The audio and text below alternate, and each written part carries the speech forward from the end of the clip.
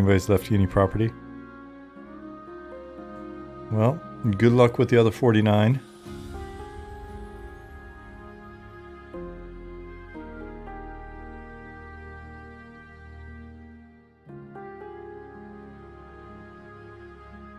Apologies for the lack of stream yesterday and pushing it to today.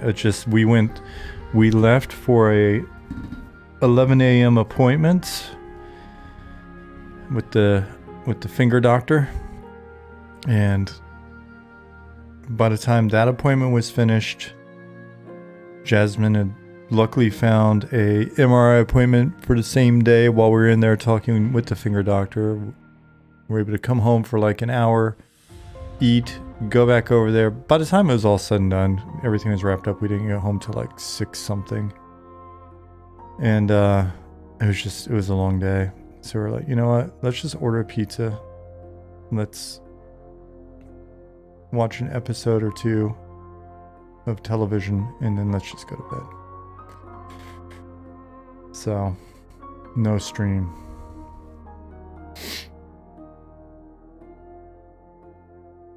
But here we are today.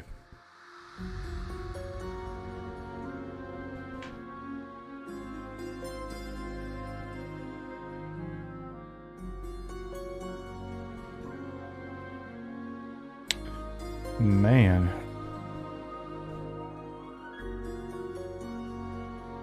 I just grabbed like a lot of new everything right before I restarted my machine. That's why it took a while for Night Harbor to load.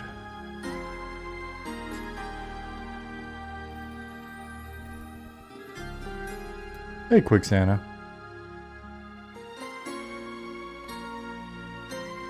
Oh man, I'm gonna mispronounce it again. Is it Samov?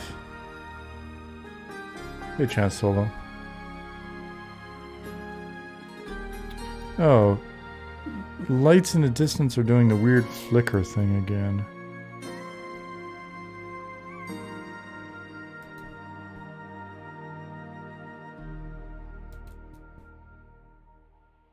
Why are you flickering? Infarish, hello.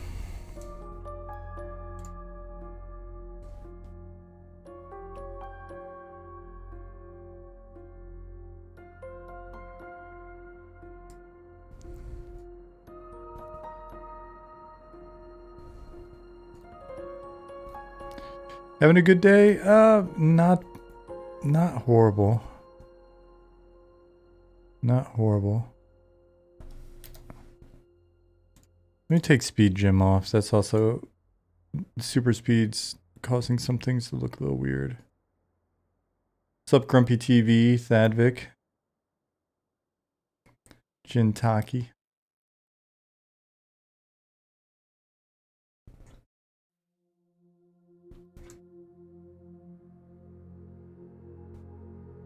A dog down there licking something. Got to get some lights over in this part of town.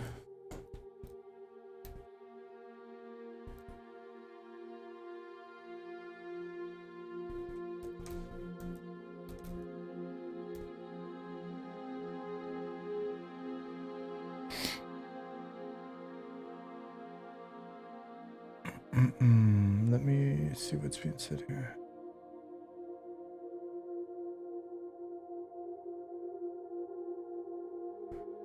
Oh, Malis said, been working on modular dungeon assets for my game, trying to get back into the procedural generation work. Oh, interesting. Who is in the zone with me?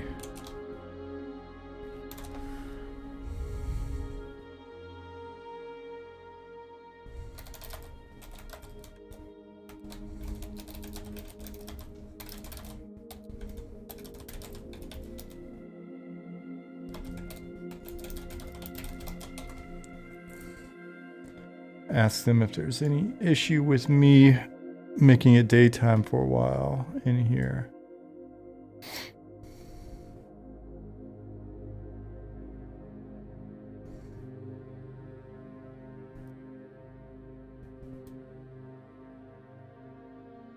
Yeah, so we're hitting the point right now. Let me speak to our process, since Brown Butcher is pointing out the fact that we have 7 days, 22 hours, 21 minutes, and 51 seconds until the playtest. Today and tomorrow, like close of business tomorrow, we want to lock down putting new content into the game. We've already had a code lock last Wednesday. So essentially it's we want to not put in anything major and new after the end of the day US tomorrow. We usually go off the West Coast. I think that's our farthest west time zone until we loop around to hit Ali in Bahrain. And then for Sunday, Monday, and Tuesday, we'll be looking at seeing if there's anything sort of obvious and critical that we can fix, and we'll be fixing that in as controlled a manner as possible. So the hope is to address whatever the issue is that we find without introducing new issues. And then Wednesday and Thursday, and during the day Friday, what we're hoping for is basically just to be sitting on a solid build that we're happy with. A client that's ready to go so that you folks can download it ahead of time. And hopefully we're mainly just sitting there on our hands as much as possible. And then it's go time. So, man, for having a humble little game, there are these moments where I look at scenes like this one, where I'm like, oh man, I really like the way this game looks.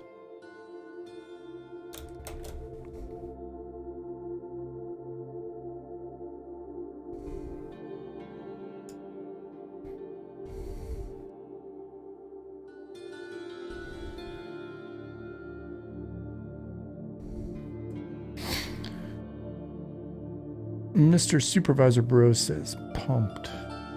I don't recognize that name. Hey, Vash. I'm officially Sean's longest running subscriber. Hacks. What's up, Ollie?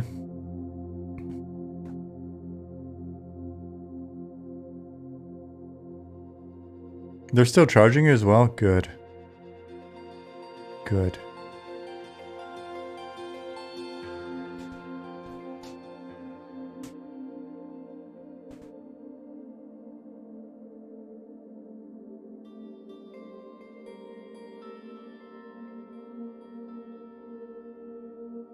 Let me post the screenshot really quick.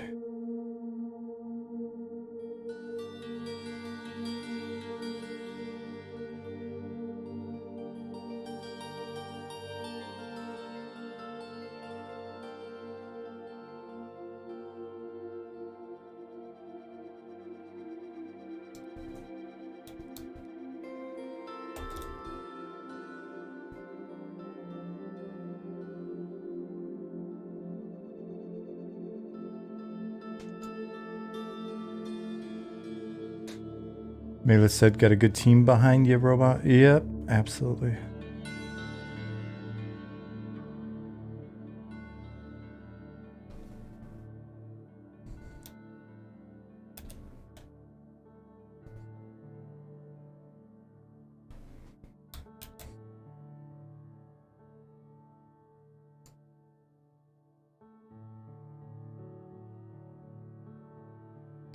Weird Gasket TV wants to offer us something.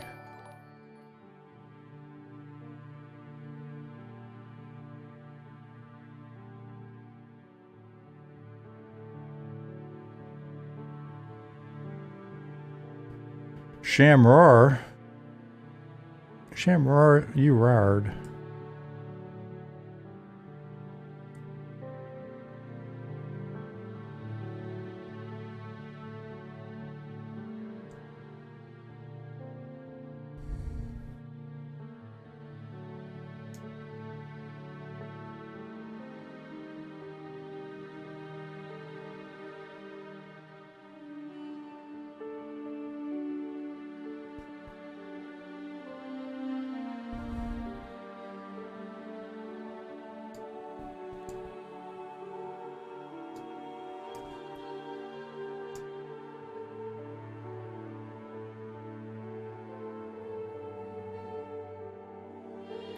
Is this background of M&M? Didn't realize the water and sky were so good. What? Where have you been? There's something. They're amazing. Yeah, this is not the background. This is the foreground. This is the in the game ground.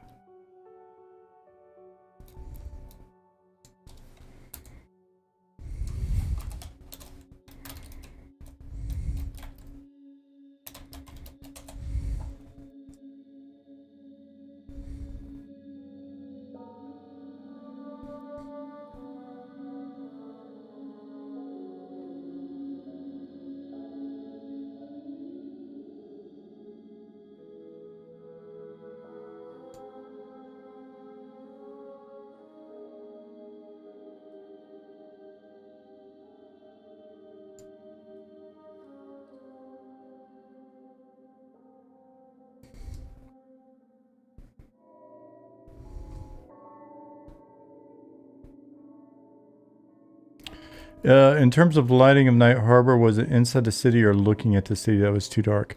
Both. Looking at the city was too dark. It felt like a little more superficial lighting on the facades and stuff would have been helpful. You know, to recreate that look that we used to have from in Shaded Dunes looking in. And then in the city at night, it just felt like a little more ambient light to go along with, not full ambient light, but a little more light to go along with some of the light sources. Now that said, it sounds like time set 7 p.m., something like that, right? Like it's just, we've got now. I realize when the teleporter's going, that's going to illuminate over here. But we've got so many just kind of like straight up dark spots. Ollie, what's going on with... Can you see it in the middle of my screen right now? It's a good example of it.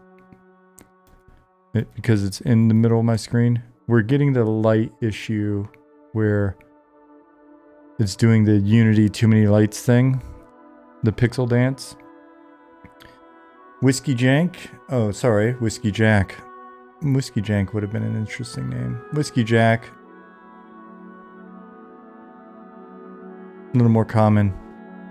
Thank you for the follow.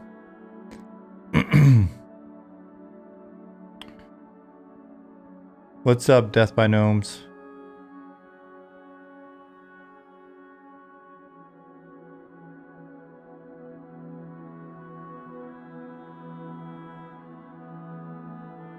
Hey, KOS. Bali, do you see this ahead of me? Right here.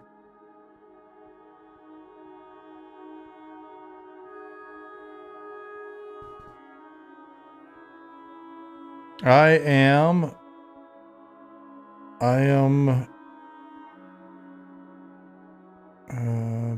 basically I'm right by the tunnel that is now teleporter.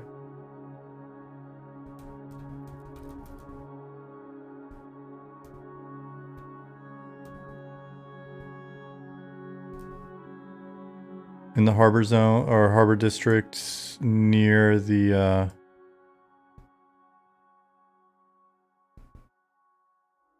inn.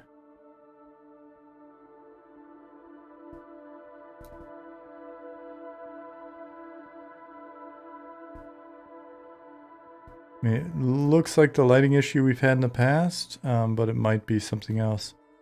Ollie, if you're gonna be touching the lighting though, the one thing that I'd really love for us to do is coordinate a little bit better between folks touching lighting, right? Because I feel like we've had a number of hands in the pot, and that's what I was mentioning earlier. Like usually there is a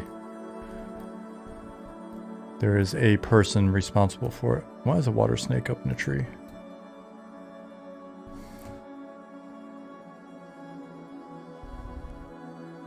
Yeah, Pattis, that's what it seems like to me as well. It's just it's a weird spot for it. It does look like Bilth got the brighter lighting on the various prefabs, though. Hey, Zukin.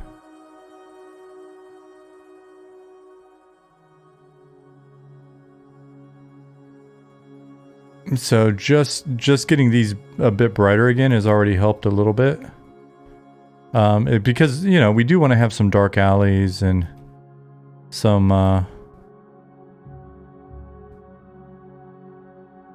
you know, some mystery. We don't necessarily want the whole place lit up.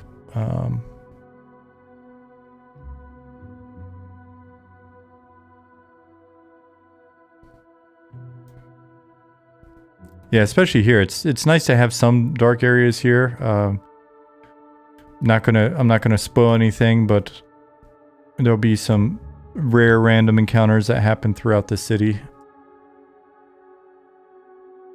And so having some on occasion some darker areas, the darker alleys help with that.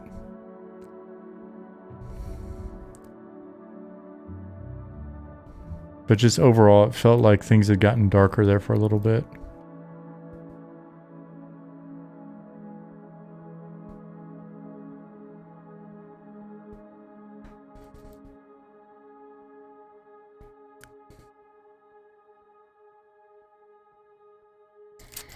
In EQ, there are a lot of tight-spaced or smaller zones, tighter cities like Kanos. Any places on things like that? Calvin Code, what do you mean? Any thoughts on things like that? Or any places going to be like that? Or plans? Yeah, for sure.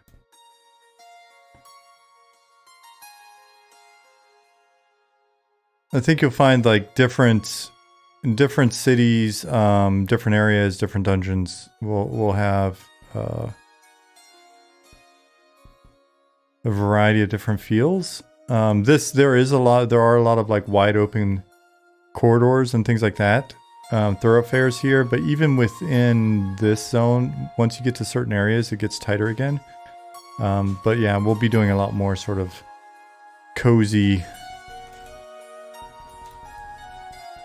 tighter areas in other zones and dungeons. You'll also got to realize, as I'm running like right now with this guy, one of you guys that actually use it, what's the illusion searchability ability? Human, maybe? Okay, illusion human. I guess that makes sense. Cast illusion human. That ability does not exist. How does it not exist? Oh, it exists if I spell it right, instead of transposing the two words like a jackass. Cool. Alright, so as a human instead of a tiny ass gnome, Calvin, this already gets a little bit tighter back here.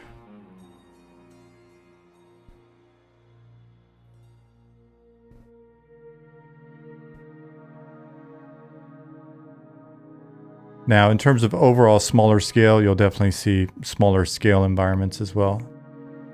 Night Harbor is meant to be a really, really big and mysterious and it's not that complex, but big and mysterious zone that, because we're going to be in here forever.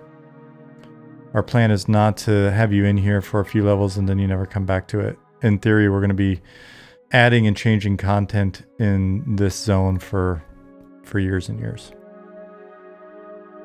Nice. So cities are designed, what races are inhabited? Yeah. So we've even got some structures here that are meant for smaller races. Could have sworn right around in this area there's a place where, right? So we've got, you know, a little tight corridor here. And now imagine if I'm,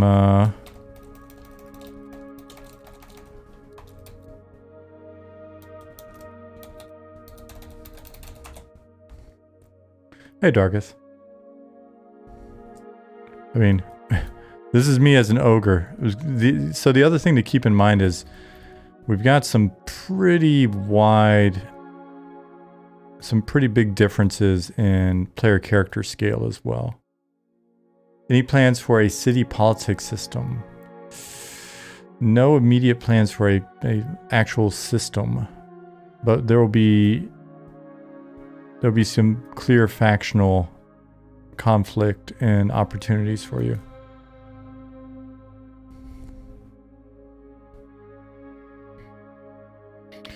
Yeah, so like here. Oh, I'm floating. But anyways.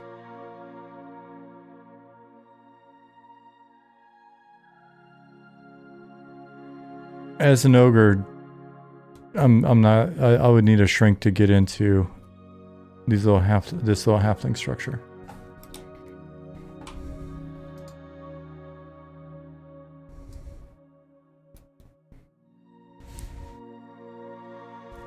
But then as a gnome,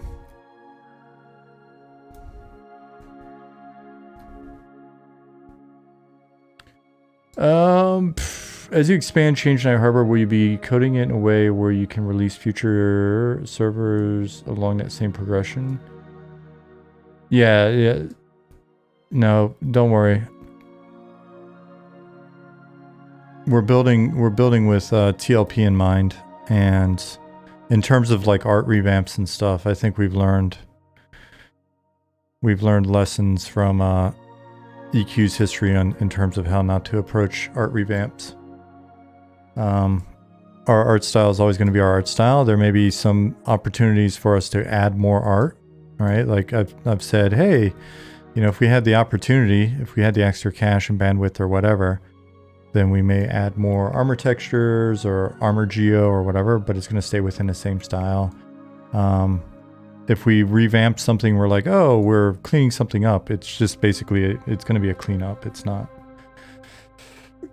cleanup or additions. It's not like let's re-envision this and make it all. Ugh. Salacious One a little bit ago said, Sean, don't want to worry you, but no buts. I've been watching Goblin stream and we are ensuring that the wall texture will be legendary. We had to tase him remotely a few times, but it's working. Oh, does he have some of those remote control taser panties? I don't know what he's doing on his stream lately. I've been so swamped. I have not watched any streams. It's not a good excuse. I know. But so I don't know. Maybe he's got the taser-roos on. Sounds like I'm familiar with those. It's my business, but yes.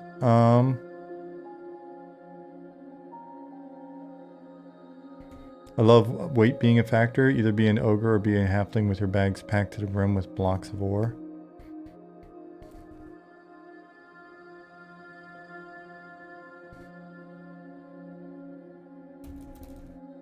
Brown Butcher.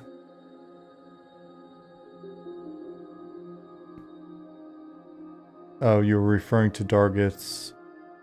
Should have areas that only large races can access. Pressure plate to open a door that requires you to weigh so much, or a carnival star gatekeeper measuring your height. It's discriminatory.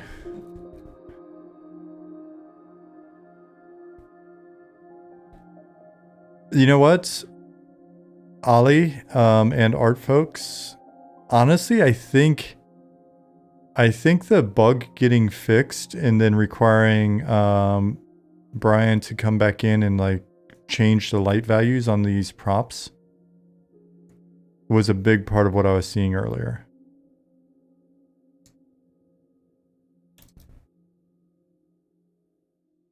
Because that's already helped it look a little bit brighter in here. It was weird how just that little bit of light not coming off of the various prefabs was making it look real dark all of a sudden.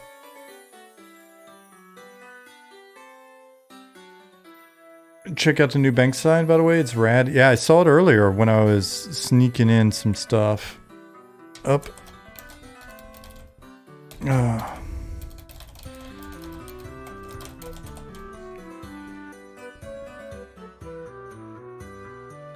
We'll run by and look at it for folks that haven't seen it.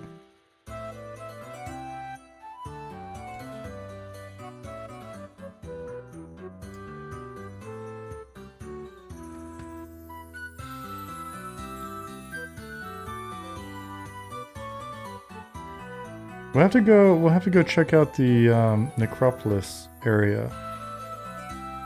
Stab and Bilth have been working on that, so I want to check it out.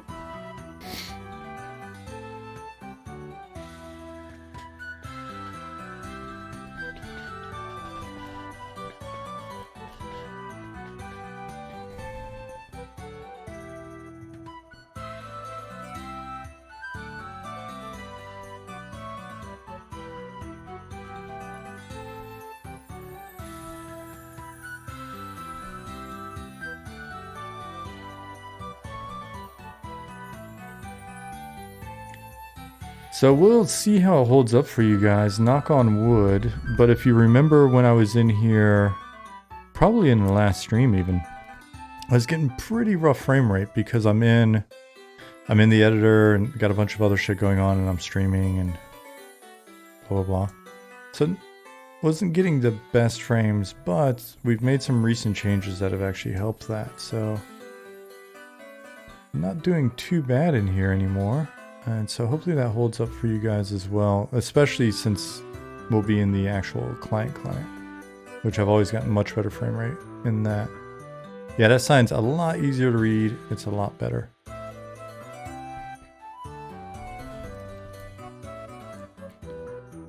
And then we've also moved this sign down so you can read it now because it wasn't really easy to read up there. Wasn't easy to light.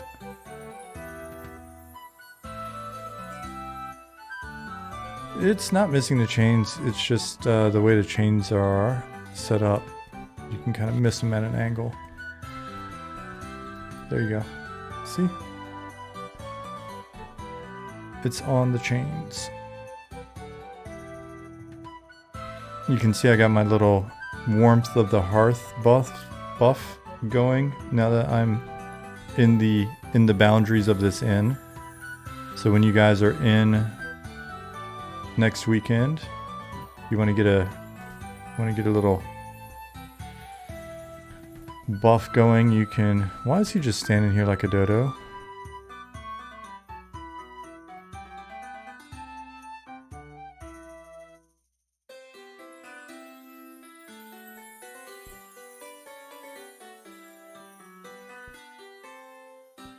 So Dargith asked, what's Warmth of the Hearth do? So we've got two different buffs that are essentially comfort buffs.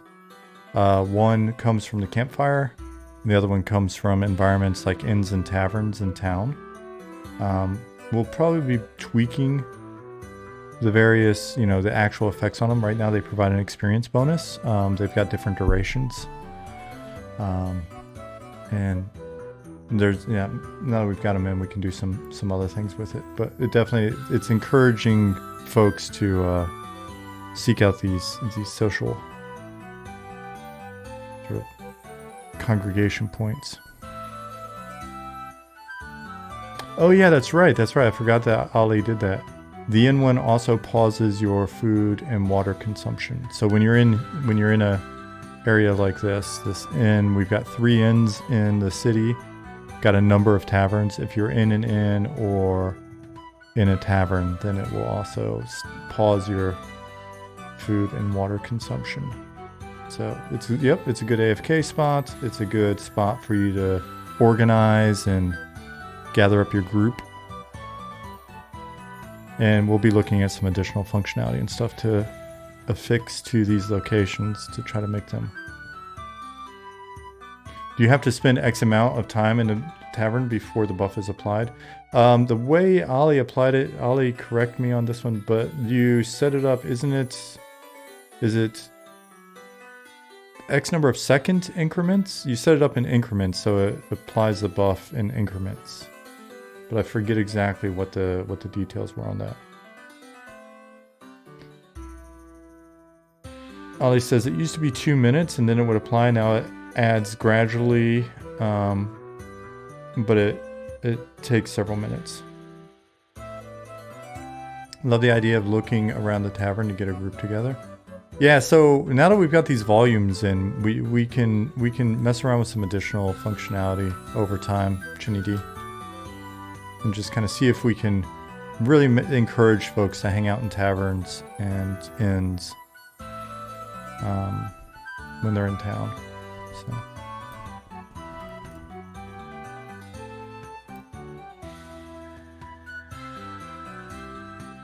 Hey, Fielder.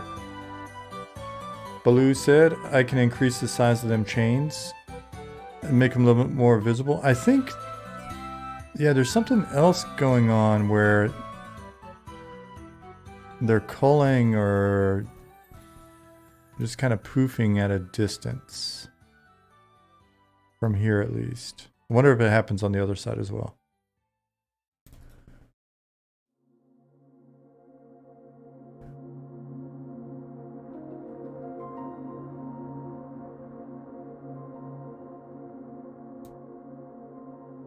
Yeah, interesting. So I won't get into the details of it. I don't know. Ollie, did you see the thing I wrote up earlier? Does it make sense? It's pretty straightforward, so it's not like I'm, you know, it may be so straightforward that you're kind of like, yeah, of course, why wouldn't I do that? But it seems like now that we've got the additional bits of functionality that we do, I tried out the thing that I was talking about before. So I put in, basically I've got a invisible man, I've got a encounter spawner controller that I put in earlier, and it works, that allows us to use various triggers to spawn this guy. So for example, at a certain hour of the day or at night, this guy appears, and he won't appear to you, he'll be hidden, but he appears in the game, and then he will trigger one of any number of events. And so I've got it firing 3 events at the moment. I can only put in 2 earlier today. So at a certain time of day, the guy appears, there's a random roll to see which event is going to happen, essentially, and that's its spawn table. There's a very high percentage chance that nothing is going to happen for this one.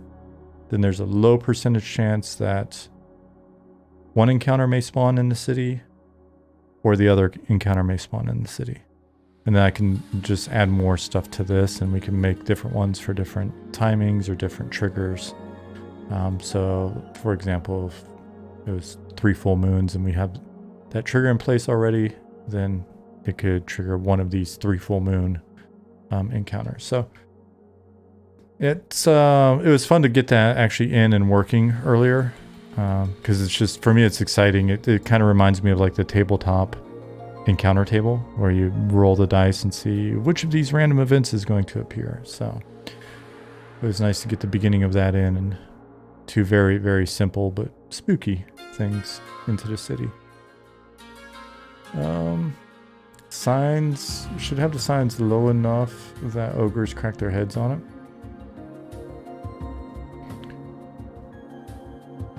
Definitely in certain parts of the city. It should actually damage them as well.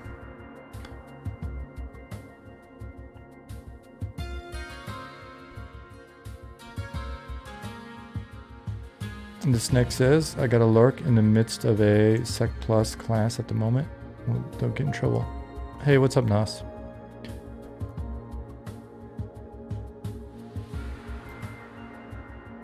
You mentioned the day would repeat, so people would be able to see the event even if they didn't log in at a specific hour of the in-game day. Does that role for the event mean it will only that event would trigger in that game day? If that event is a day specific event, right? Like if we had a Wednesday event, or if we had a Friday, December 1st event, then yeah, it would repeat for the duration of Friday, December 1st in real life. So like roughly 20 times, and then in real life it'd be December 2nd, and then that one would go away. But this is every day at this hour it rolls to see if one of these encounters will happen.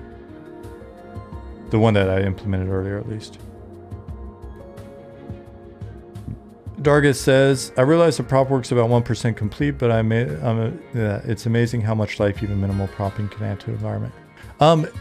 Yeah, I mean, well, I wouldn't say 1% because we're not looking to like inundate you visually with a shitload of props. It makes your brains do too much work. So we'll continue, like right here, the only props you're really seeing are the signs and a couple of sconces down there. I've got to say, Chip, if you're out there, Ollie, was it Chip that just fixed this? The shadows look so much better now.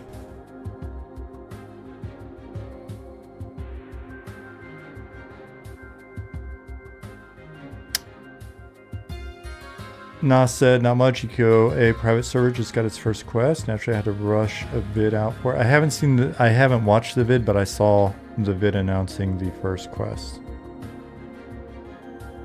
Look at how smooth this is right now, Ollie. Chip had mentioned earlier that he was making some adjustment. It's like a minimal frame rate hit, but smoothed it out. Look how smooth that is. It's never been that smooth.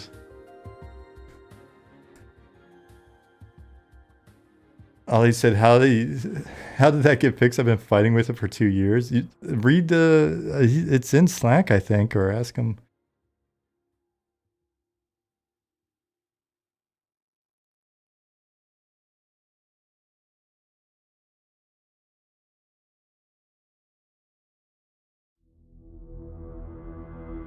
Zukin talking about the ogre clobbering sign, wanted to buy res, sign killed me. But that sounds very in character for ogres. That's actually so smooth, I don't trust it at all. Like, I had to look for a second and go, is it actually moving? Did he affect is the time of day changing? Is it much slower? What is this voodoo?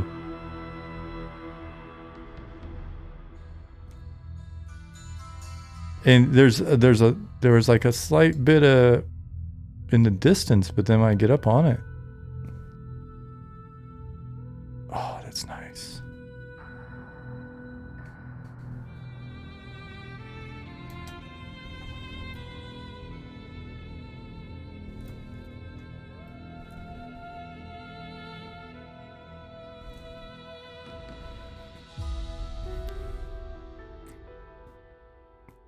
Jasmine was reading up. It sounds like the post-op recovery for my hand when that happens is going to be at least 3 weeks of it being wrapped or whatever. So I'll be back to one finger typing again. It's probably good for me though.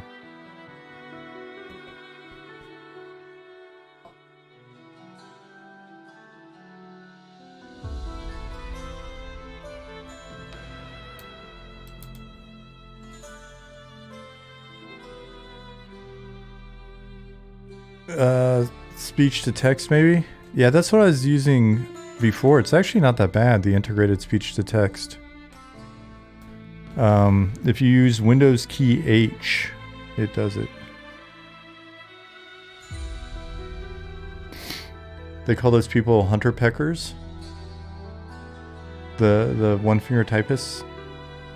Hunt and pecks.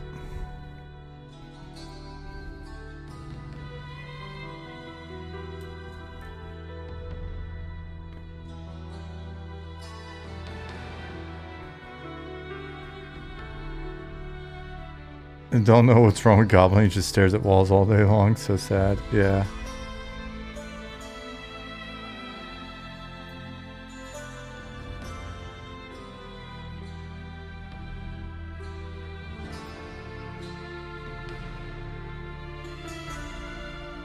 And this next said, hideous looks like my ex-wife.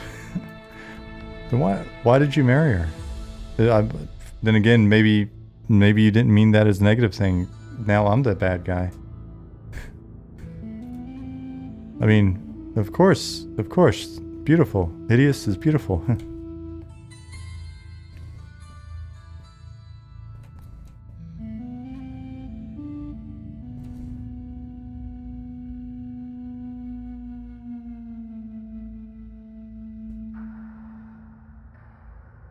Alright, so I actually wanted to do some...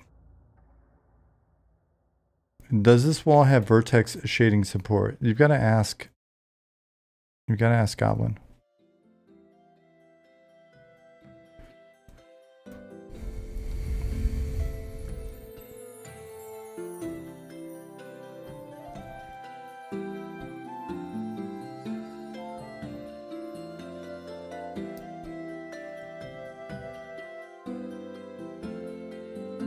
Hey, Goblin.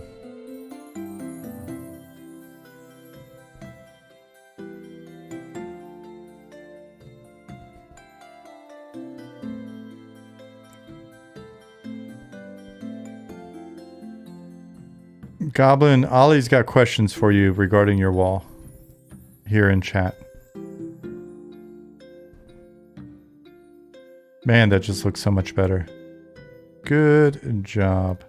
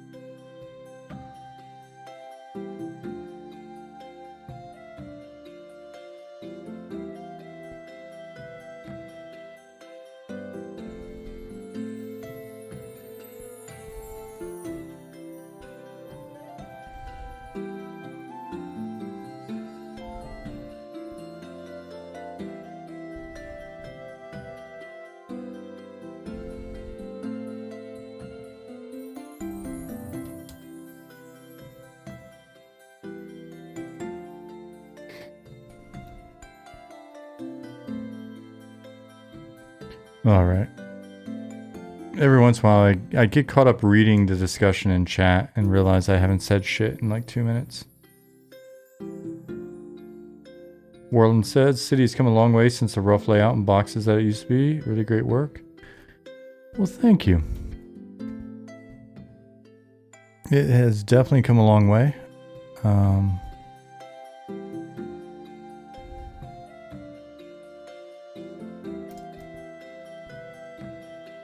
But yeah, that first year when it was just us making placeholder art before we got all the wonderful art support on the team, I was just saying, all right, let's just get something in here. Now it's now we're doing legit art. So, and that's nice.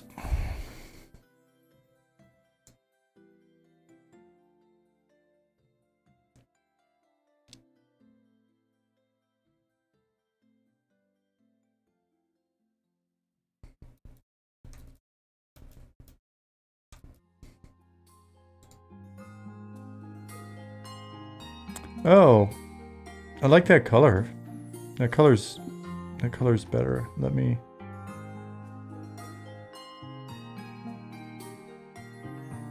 open these. New window. Open new window.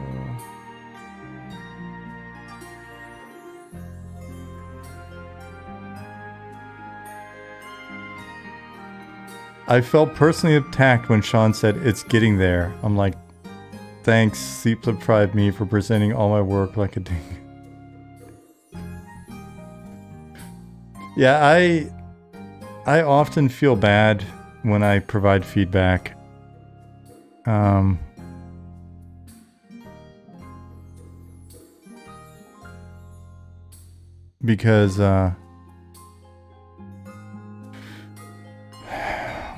Because I'm obligated to provide feedback, yeah.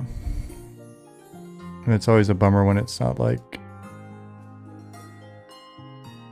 awesome, perfect, done, let's move on.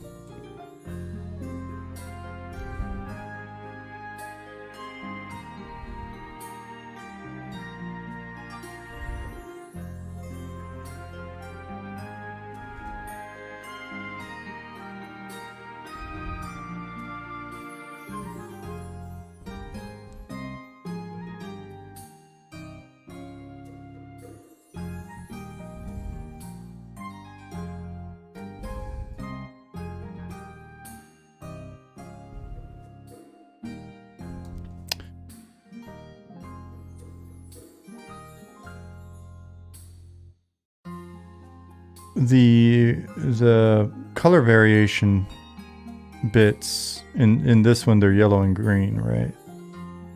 My eye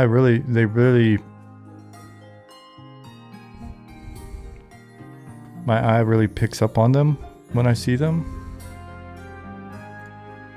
So yeah, that's why I just mentioned that.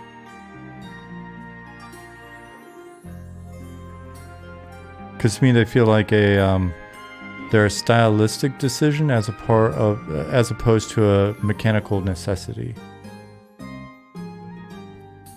Does that make sense?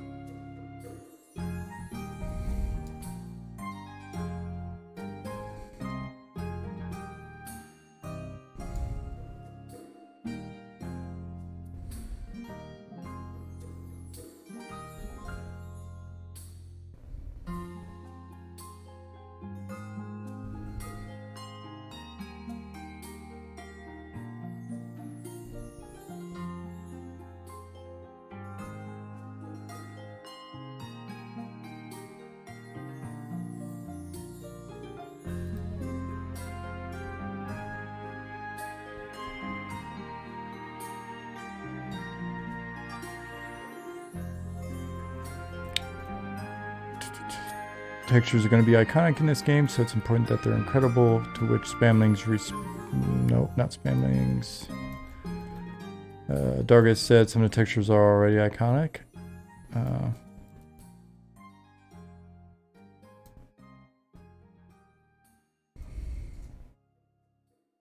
Yeah, no, I understand, like, I understand the motivation.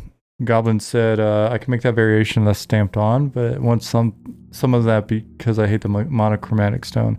Yeah, I get it. It's how it's worked in, right? So like there are what probably 4-5 colors in this texture as well, and there's some of the obvious ones, right? Like this sort of brown versus that. Got like more of a green in the brown, darker. So that's like a walnut versus what's a name of a lighter color brown, and then the tans, right? So but it looks like a part of the structure as opposed to just a color to break up the monochromatic look. And I guess that's what I'm getting at. It's like, is there a way to make it more integrated into the structure of the texture as opposed to something that is meant to trick the eye?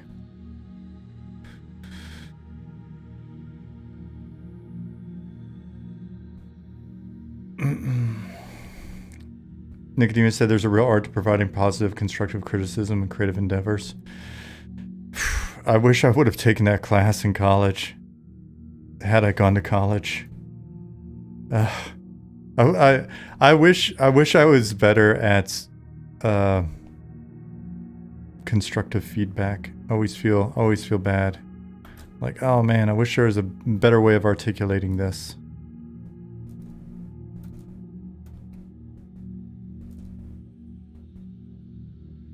I've kind of gotten a little attached to some of these placeholder textures as well, but you'll tase them regarding color. There you go. I don't need to give feedback. You guys can just visit Goblin Stream and tase them.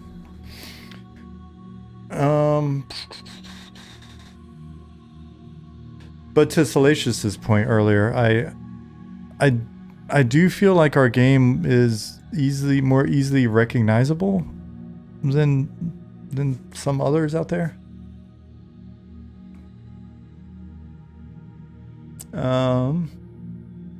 Spamlings ask, Sean, will some classes level slower, or will some races level slower than others, like in EQ?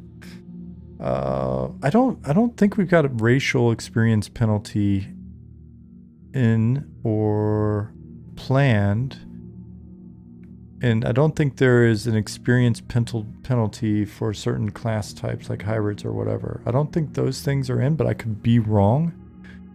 Ollie or Nick are good people to question on that. But you may just find that there are certain classes that are a little bit easier to play in certain ways, and thus you get more experience faster. But I'm not aware of any overt, like, formulaic penalties at the moment.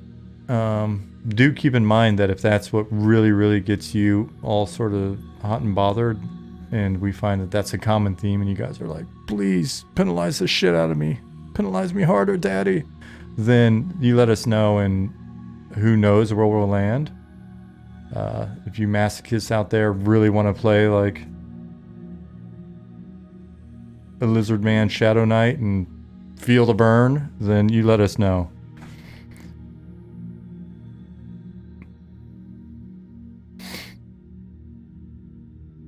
But we also know that you guys are liars. What you'll do is you'll brigade that poll or whatever. It'll be like, survey says we love these penalties, and then you will never play that race class combo. You'll just do it to screw with other people. We know you. You're all a bunch of trolls. When we finally get trolls in, there'll be trolls running around like goblins. Shamroar says, do you guys plan on doing intentional legacy items? For example, EQ style, Mana Stone, DE Mask, Fungi Staff, etc. You know, that one's such a sensitive topic within the community, the whole FOMO thing. I think we'll probably stick to rarer, odder items, but not necessarily just go in with the intent of like putting something in just for 5 months and pulling it out. I could be wrong on that. Again, that's one of those things that's when we sit down and really hammer through it, who knows where we'll land. But there'll be some weird items, and there will be some weird things like items that only one or a few of can exist on the server at one time, and then they're constantly doing weird shit to try to get away from their master or put requirements on the owner to do certain things consistently, or they go back into a weird rotation. And there'll definitely be like very weird spawns that are odd combinations, or they'll make sense once you figure it out, maybe, of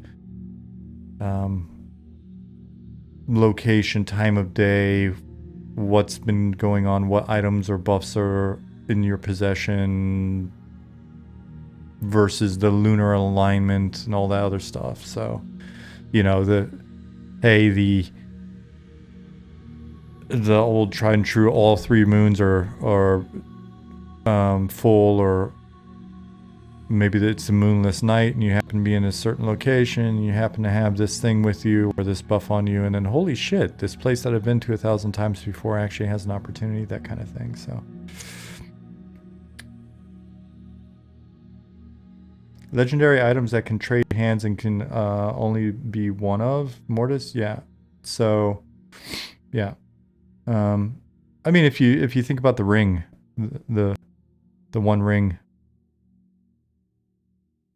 it was always trying to find itself a new master, right?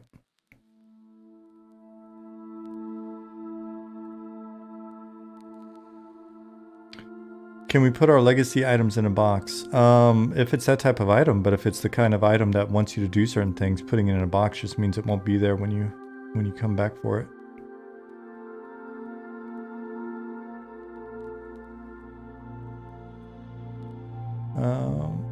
Do you guys plan on having a system in place for footstep sounds that checks which surface you're on and plays the correct sound, or will it be on a per zone basis?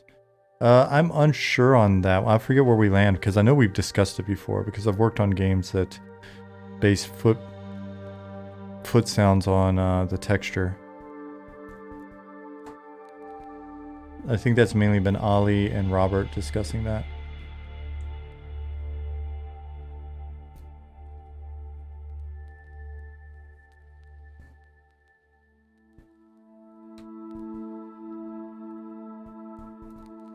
If you die, can you just loot it off a body, but make that the only item you can loot? I think that would be an interesting additional effect to put on.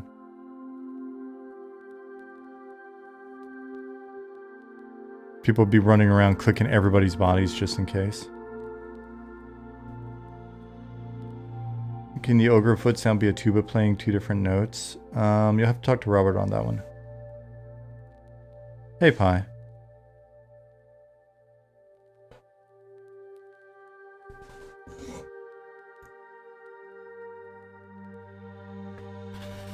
Alright, so 9:33, that means been at this for an hour. Will I actually get work done? I feel bad, tomorrow is my last day to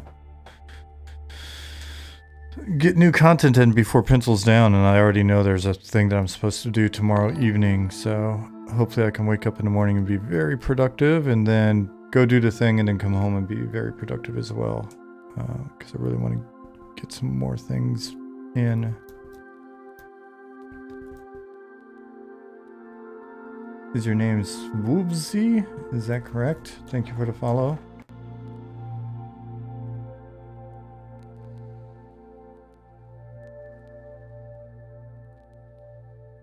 Imagine guild drama that could ensue. Guild leader, officer with the one ring that's lootable dies on a raid wipe. Someone from the guild swipes it, bolts, drama ensues. And that sounds beautiful.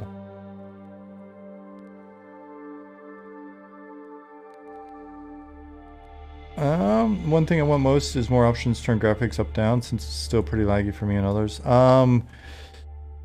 Before we get to that point, we're going to continue to try to make things just run better for everybody, but as Ali just said, those options will exist eventually.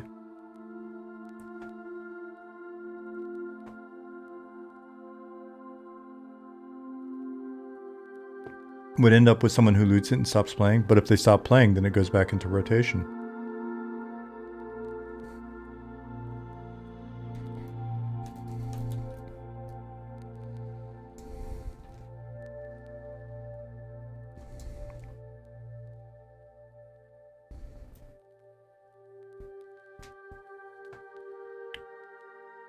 Sna said, I haven't seen this side of the city in a while. It is a pretty cool side of the city. This is a little adventure district within the city limits. Whoever made the play sound and background work is a legend, by the way. Not sure who did that. Made the play sound and background work. I'm not even sure what you're talking about.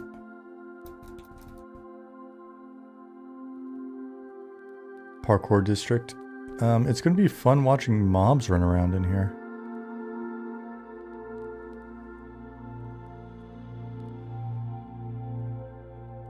Sound used to cut out when you all tapped. Ah, okay, okay.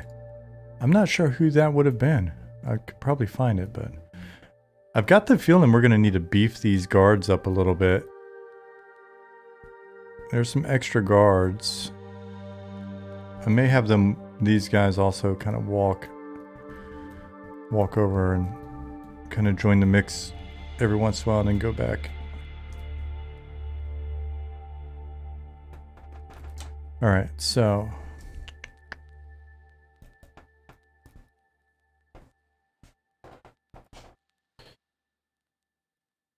I'm curious if I...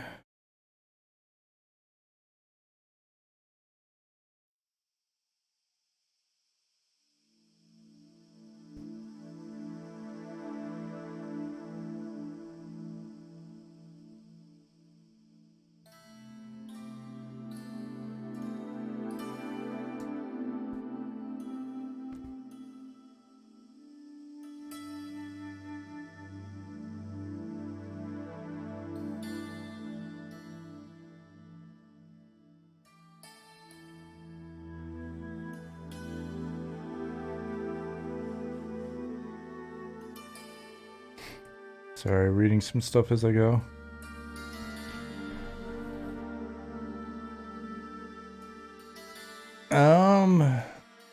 Robot, can we have NPC guards that use their bows? Feels like a good place to station them at the top of the wall.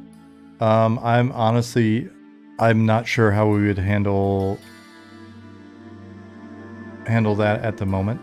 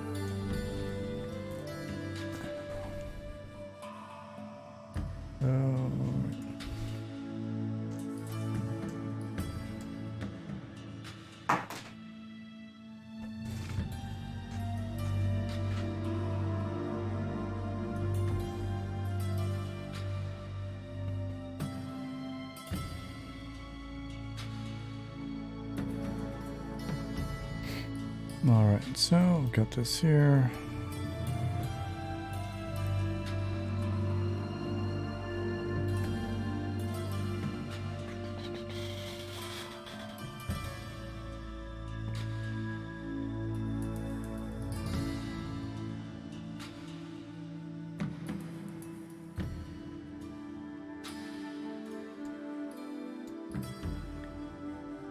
Zone spawns.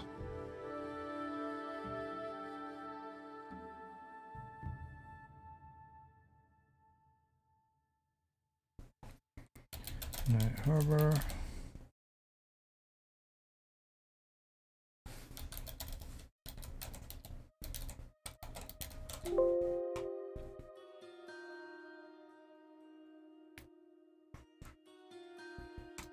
We've got a bunch of old spawn points that we're not using anymore, but it's a pain in the ass to grab them and move them. So I honestly think it may be easier just to delete those. And then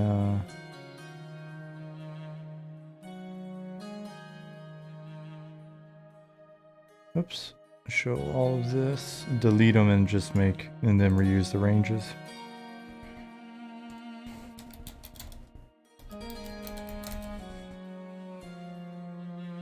Which might be what I'd do, to be honest.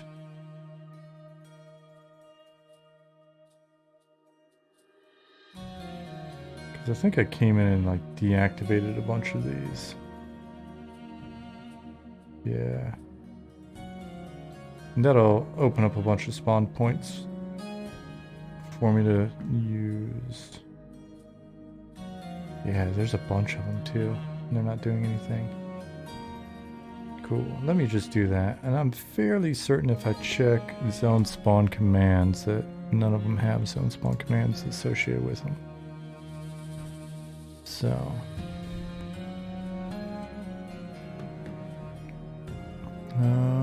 we'll double check the ranges though.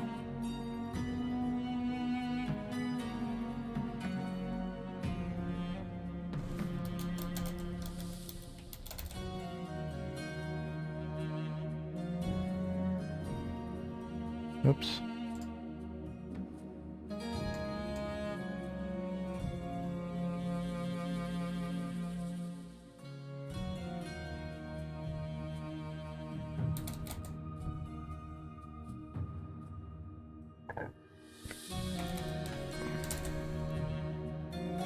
Yeah, these guys aren't doing anything.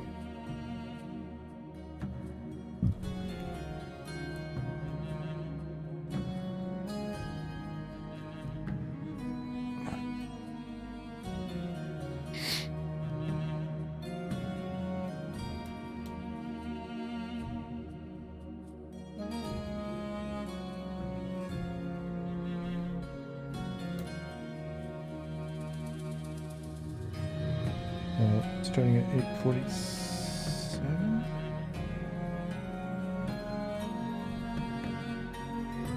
50, 60, 61, 62, 9. All right. So can we select all of these? Yes. And delete. 23? Yep.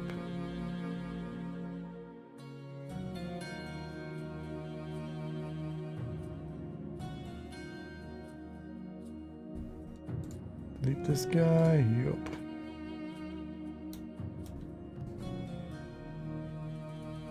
Wow. Okay. Okay. Delete all of these. Just. Yes. Delete. 44. Yeah. What's up, Isan? How you doing, buddy? All right. So that gives us a little room to work. 8:40. 8:47.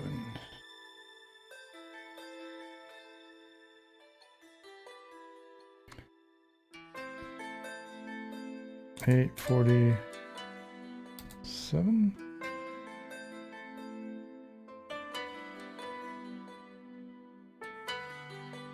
And let's get a placeholder in here, and then we'll. Are there any dates yet for this month's playtest? Yeah, there are. Are you not in our Discord? Nerdy Squid. Are you not in our Discord?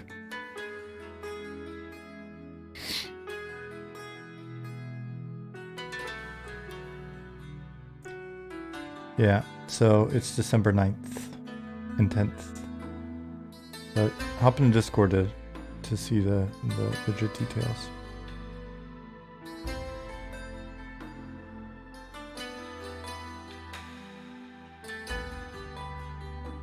I'm missing anything else in Slack.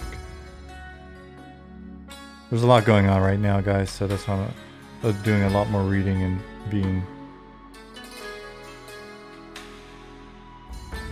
being quiet and stuff tonight.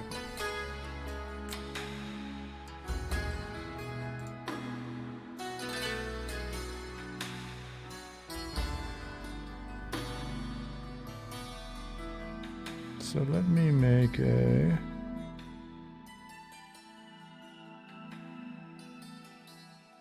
placeholder.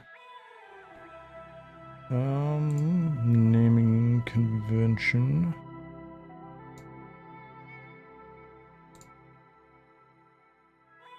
You were looking in the right place, you're just blind. No worries. Let me do this. We'll take we'll do something fun in a minute maybe. Let me find a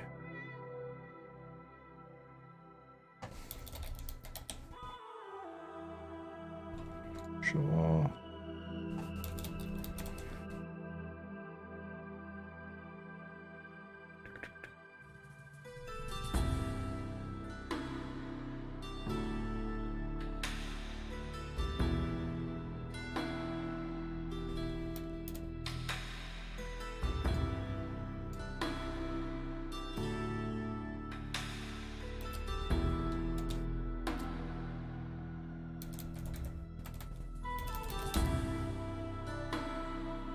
Alright, so level 16? Yeah. 16, cool. Need to make a faction for these guys, but they can use this one faction temporarily. It's KOS, that'll work. Robot just claimed some property, like a bit of money, as a possible heir from deceased grandmother. Might not have to live on pasta for a while. We'll see how it shakes out, but I made a claim. Might be $100 extra. Hell yeah, Justin Beard. Look at you getting on the internet and finding money.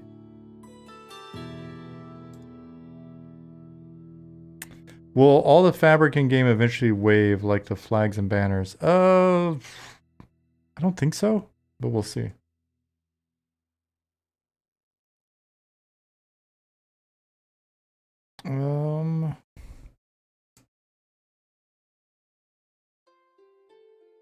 Let's do something really fast. Looking forward to getting proper icons for items in inventory, because that'll make obtaining loot feel way better. Yeah, it's the little bits of feedback like that that go a long way, huh?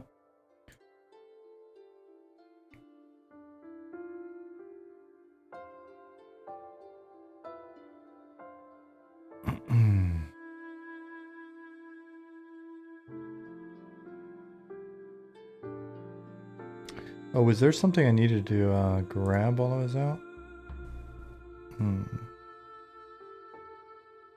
Man, let me, as soon as this finishes, let me stop this, and let me pull, and then let me hop back in.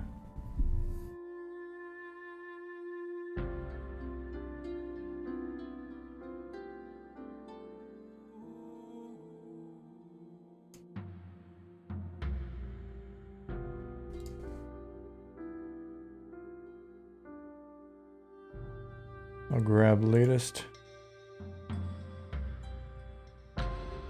Are you planning on heavy loot? Like recently almost every mob dropped something. Is that what you mean by heavy loot, Borlook? Or do you mean actual physical heavy loot?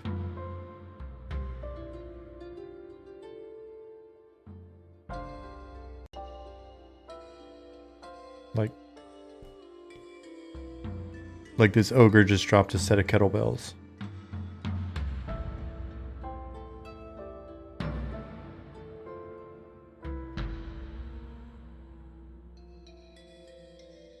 Thick loot, it's the new fat loot. Ooh.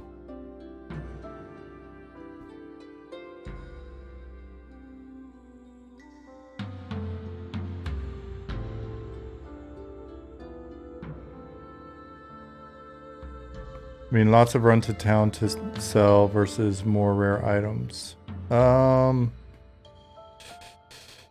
It'll probably be a mix, and we're hoping to provide you with some different options where you can either decide to run to town or there are some other options for you. Maybe employing other players.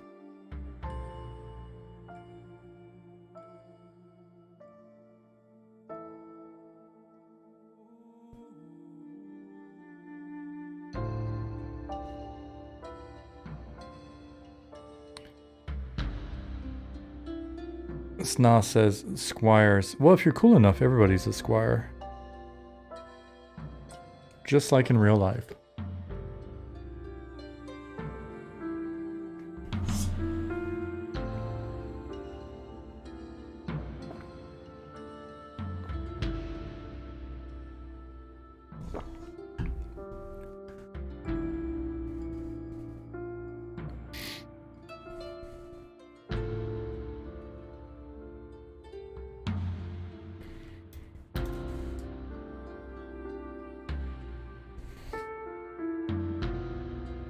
Let's quickly make a look for this NPC that we're working on.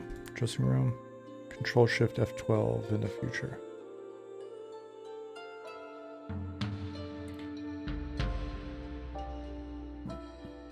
Mortis says, I think you should give players early options for good crafted bags that make certain items weigh less, like potions, weapons, ingredients, etc., so you can support them on their crafting path. And do you feel that it's fair for those bags to only allow for those items? And the only limitation should be having X skill in a craft to equip them. Well, that would be an additional limitation. No?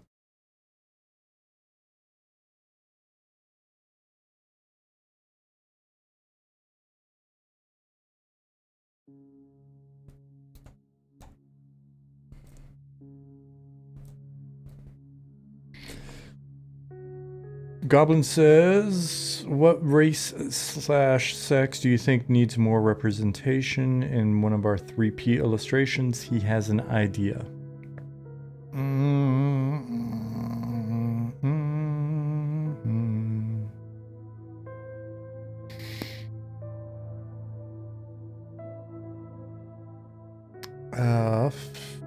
Gnome female was just suggested. 3P is it's the illustrations that we do. A long time ago, Goblin and I were talking about the illustrations and stuff, and we came up with this idea of the 3Ps. Party, so because we're a group-based game, a social game, so party. Place, it should be in a interesting locale. And peril. So peril is, you know, there's some actual danger, a sense of adventure to it. So, Goblin, do you always say place, party, and peril? Because I always say party, place, and peril. I think they're both fine because they're P's, and you guys can align your P's how you would like. At least 2 of the 3 is always focused on, Goblin said. But it was a cool moment. It was a cool moment in our history where that sort of clicked, and we've had some fantastic, almost the F word, we've had some fantastic illustrations. Troll female, gnome female. Missed this earlier, but how dangerous will traveling be in general? Was AFK? Depends on where you're traveling, I guess. But we wanna squeeze in as much random danger as possible.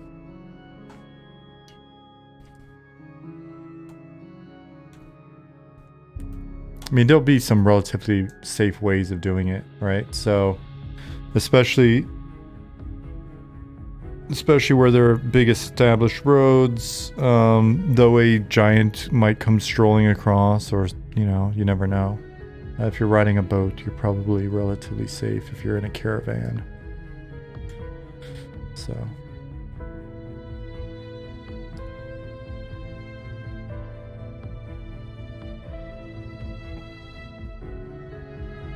Yeah, the old griffin.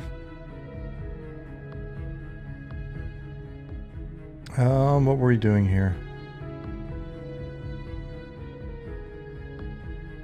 Highways should be safe because of guards, but also should be unsafe because of bandits, depending on time of the day. And whether or not there's just any guards out there. There are a lot of roads that will be unsafe in that regard.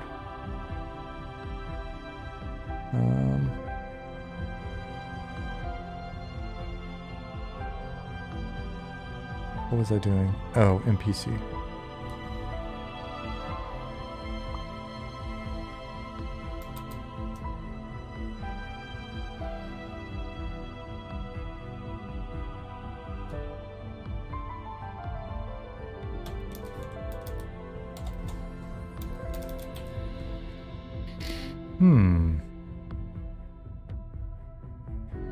Does it not have? Let's refresh the data.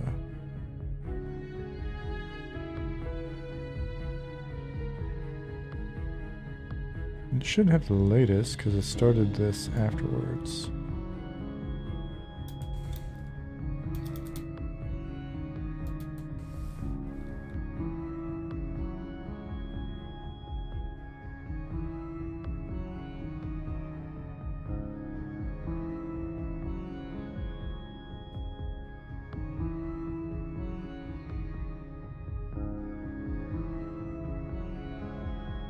At night as a human, the sound of that thing flying over was terrifying. Yeah, that wing flap of the griffin.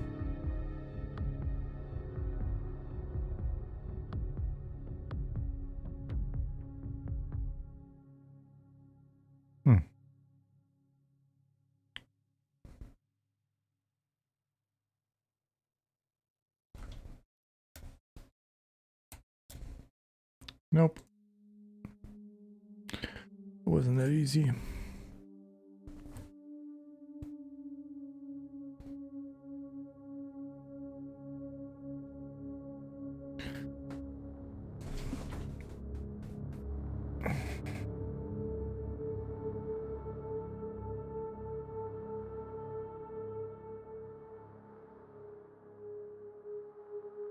There should be misleading signs near the goblin starting city. Free food here. Frickin' goblins.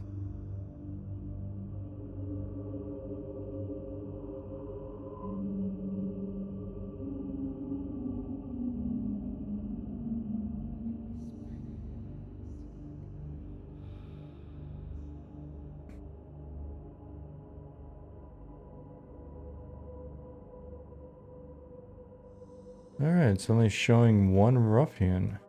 Interesting.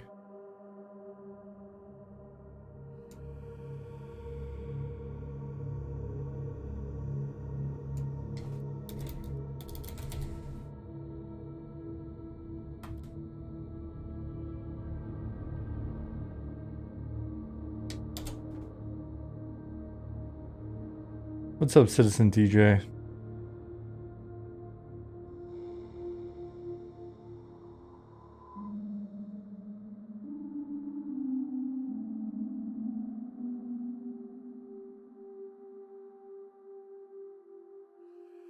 Looks like these guys need a texture update as well, so let's just do that.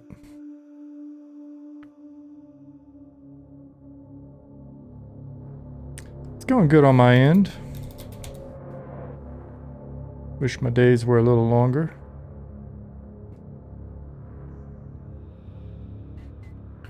So when making NPC, do you address them in this preview tool and then use that as a prefab of sorts to import instances of it into the game? That was the plan, was to actually try to get one dressed, because usually I dress them in game. I haven't been using this tool enough.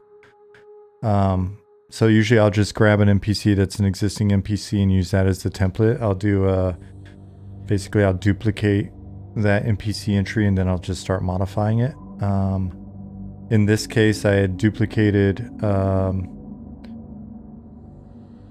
another NPC to just sort of get the basic stat set up for it. And then I was going to come in here and use that. We can try it one more time while I'm babbling. See if maybe it loads the data from the database when I restart this. But I was just going to do as you said and basically take that guy in here and then modify its aesthetics, because the aesthetics aren't what I was going to want them ultimately to be. And then use him as the template for other ones in that little area. So, but wasn't meant to be.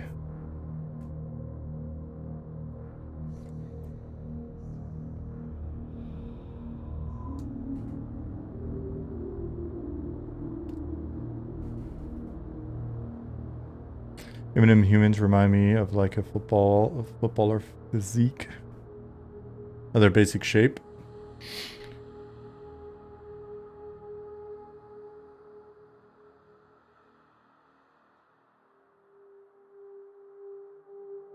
Monty's working on the merge. If that happens, I'd be excited to be able to get that in here and take a look. Take a look.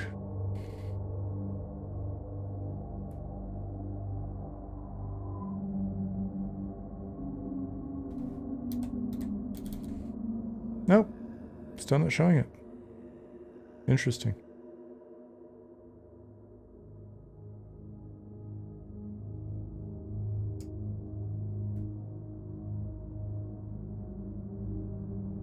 So cool. We'll dress this guy up and then we'll go from there.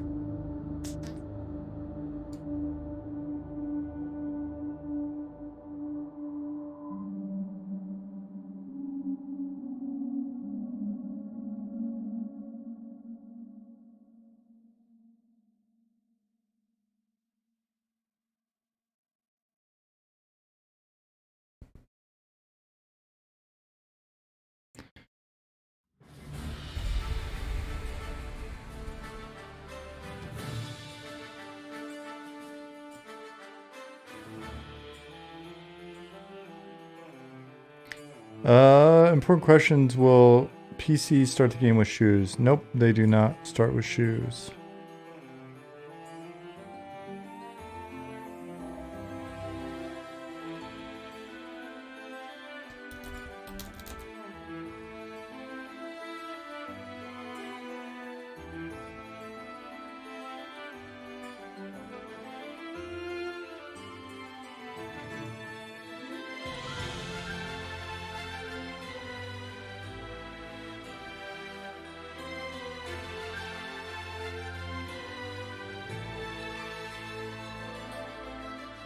You know what? I'm just gonna do it the way I've always done it.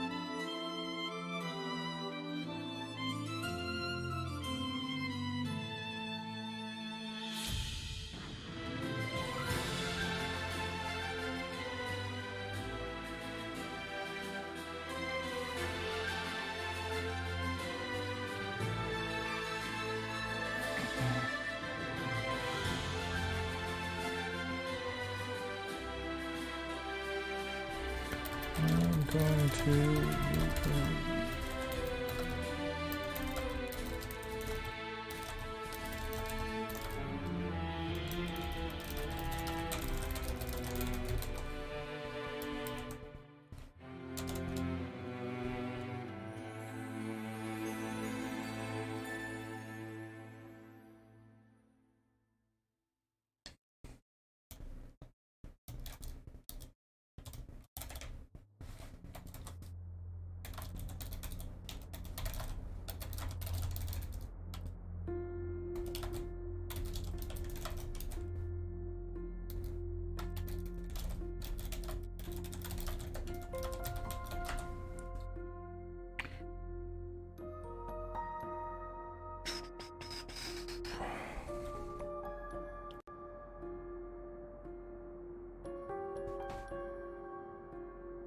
All right.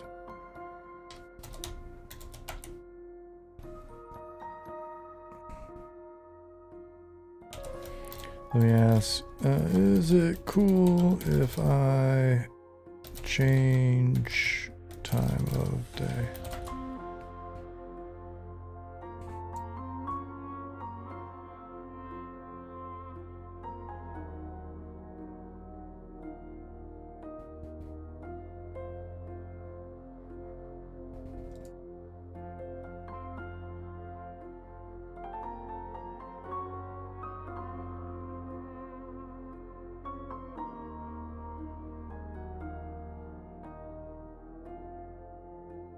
I'm going to take that as a yes.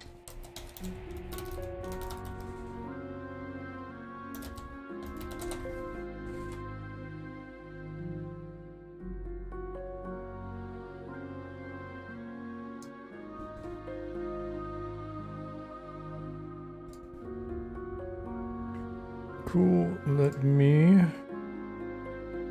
So 8:47.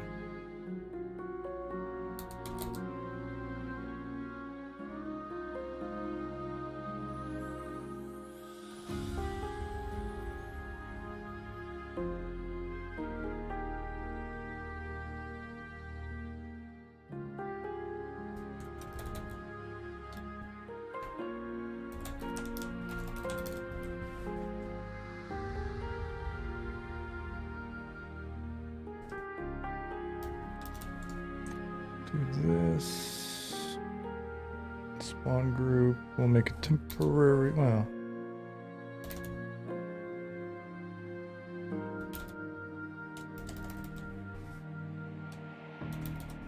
$16 to $20, 100%. Cool. Now we've got our encounter, our spawn group. Oops, not there yet. Refresh. Try it now.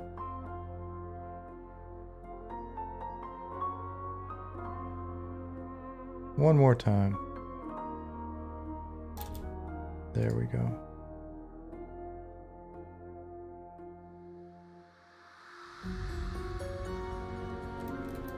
Calvin Code said, how hard is to work on faction stuff from a game depth perspective? EQ seems to do it in a good way, mostly with quests, with good faction hits, with some bad. I'm not sure what you're asking. Like just the logic of the application of the system, or how the system is designed.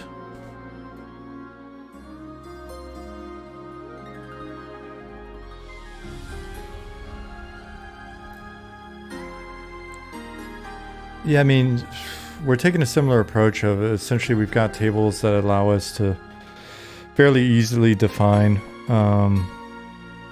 all the positive and sort of negative relationships between various factions. The harder part is actually just sort of keeping track of the logic of who likes who and who doesn't. So essentially tracking those relationships. And then one of the things that I've been thinking about a lot in relation to faction is the communication of faction changes to the player. So if we've got a faction with a lot of allied or a lot of sort of antagonistic factions, it'd be nice to be able to have some of that changing in the background without every time you get a kill or you do a thing, you're getting like this massive update of, because you've done this, this has gone up with all of these guys, and then this has gone down with all of those guys, and it seems like a mess to communicate all of it all the time. And so I'm wondering if there's a different approach, because we want to use factions a lot, and we want to have a lot of opportunity for fluidity in factions, and for you to grind different factions to basically play the game in slightly different ways. And I think with our current structure, it's not too hard for us to manage. Really, like I said, the challenging part will be making sure that the logic stays sound. But I really just want to see if we can communicate that differently.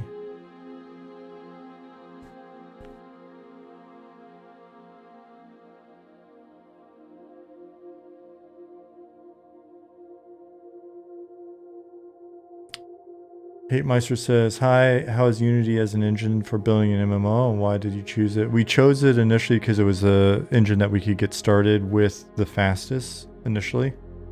And we knew that we'd wind up modifying, no matter which engine we picked, we'd wind up having work to do. And a lot of our core tooling in terms of like design is, it's all just a relational DB that we're going to stick in and provide some access to, right? So like if you look here, all of that orange, those are numbers, those are spawn points and entries in a database, right? So whether we're using Unreal or Unity or whatever, we'd wind up doing that. So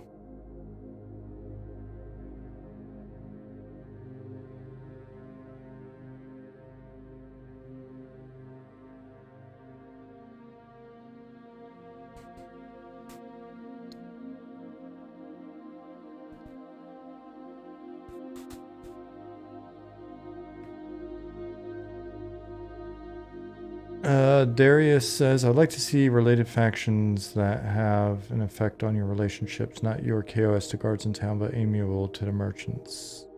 Yeah, I think that's already covered, right? Because again, that's just in how we structure those alliances or the various antagonistic sort of factions.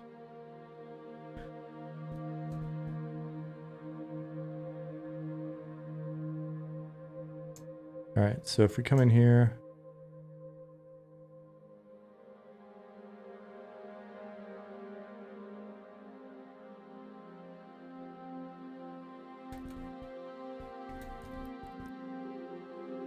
Fielder said, will there be benefits to the commerce skill beyond getting better prices? Yeah. But I can't tell you what all they are at the moment.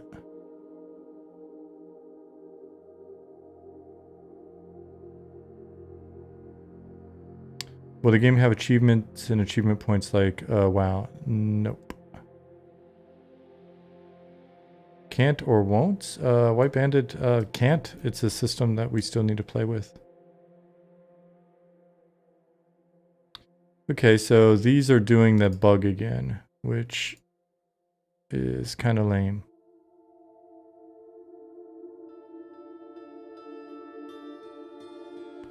So we've got the information in here. It's got a spawn group, and the spawn group is not being applied to the new spawners.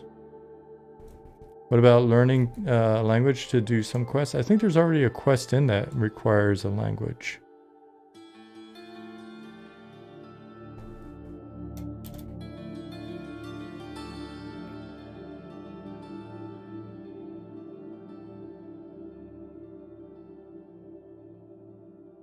All right, so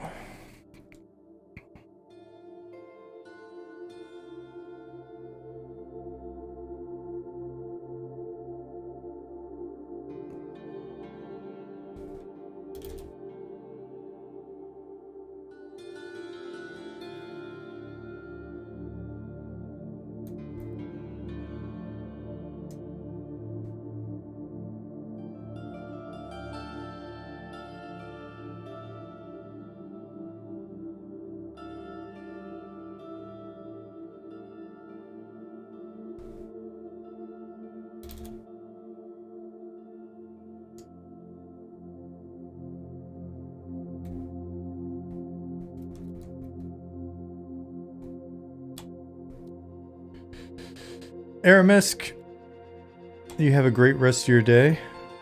Thank you for being here.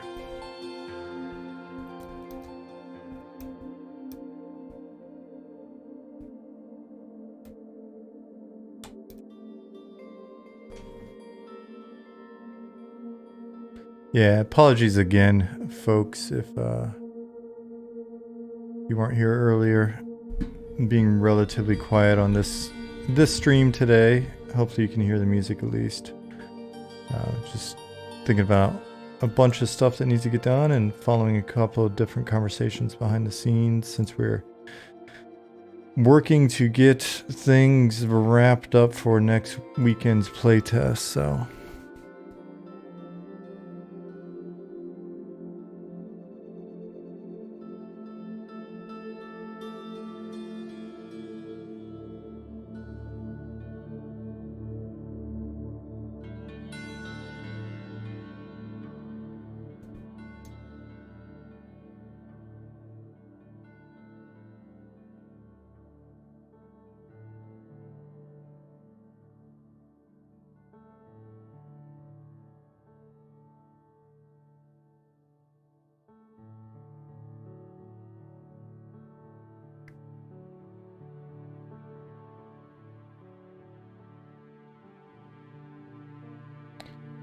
Pencils down for design and art will be tomorrow. Tomorrow, close of business, US West Coast. It's kind of how we do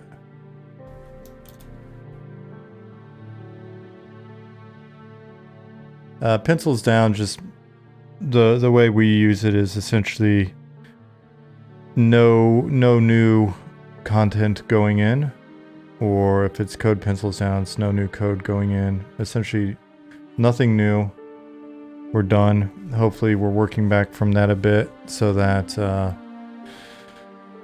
so we're getting anything like right now I'm doing a little bit of population work. We want to get that in, and we do a work back schedule from the actual date of the playtest. And so if we're having the playtest on the 9th, right, the way we do it is here. I none of it's top secret now, I don't think.